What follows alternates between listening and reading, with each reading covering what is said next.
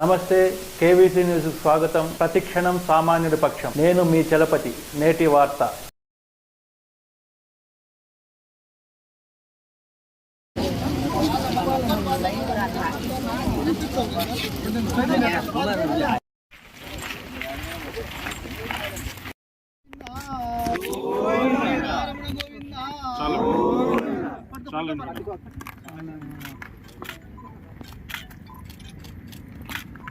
महालक्ष्मी देवताभ्यो नमः. भूमालक्ष्मी श्री महालक्ष्मी उपास्महे.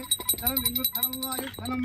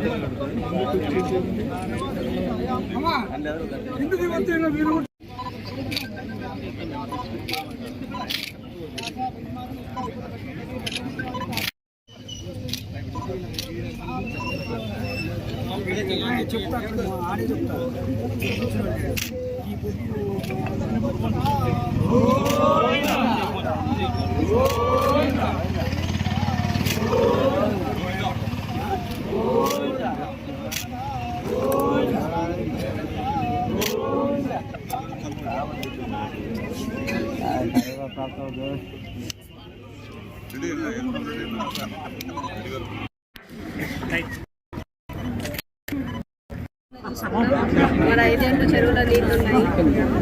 ఈ ఘనత మరి వైఎస్ఆర్ కాంగ్రెస్ పార్టీది. మరి మనం వచ్చిన తర్వాత జగనన్నకి ఎన్నోసార్లు కూడా లెటర్స్ రాసి మనకి లోకలైజేషన్ అనేది చాలా ఇంపార్టెంట్ అని చెప్పినప్పుడు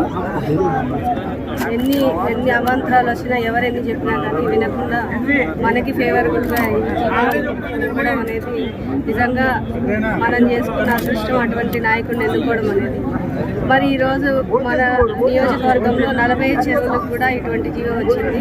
ఇది కాక మరి ఆ చెరువులన్నీ కూడా త్వరలోనే వాటికి ఛానల్స్ చేయడం కానీ వాటికి నీళ్లు రీచ్ అయ్యే విధంగా ఛానల్స్ అన్ని ఏర్పాటు చేసుకొని నెక్స్ట్ టర్మ్కి వచ్చేసరికి అన్ని చెరువుల్లో నీళ్లతో నిండుకుండగా సింగనమల నియోజకవర్గంలో ప్రతి చెరువు ఉండేలాగా మేము చూసుకుంటాం. మరి ఈరోజు నా తమ్ముడు వీరాంజనేయులు మరి ప్రజల వద్దకు వస్తా ఉన్నారు. మరి మన వైఎస్ఆర్ కాంగ్రెస్ పార్టీ తరఫున ఎవరున్నా కానీ సింగనమల నియోజకవర్గ రైతులందరినీ ఆదుకునే విధంగానే ఉంటారు. కాబట్టి అందరూ కూడా నా తమ్ముడిని గెలిపించవలసిందిగా కోరుకుంటా ఉన్నాను.